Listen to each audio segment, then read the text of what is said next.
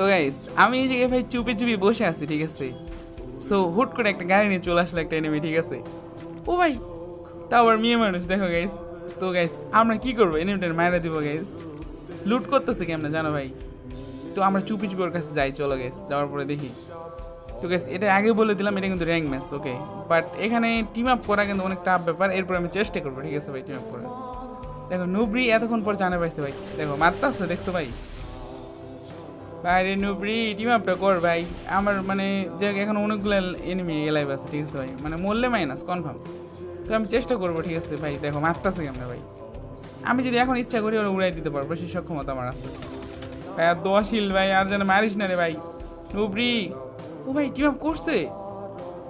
তো guys finally কিন্তু team up করছে ভাই, মানে যাই অনেক মজার ব্যাপার। সো গাইস মানে কি বলবো ভাই, আমার একটা অনেক বড় স্বপ্ন ভাই, ঠিক আছে, যে আমার 1 মিলিয়ন ফলোয়ার হবে।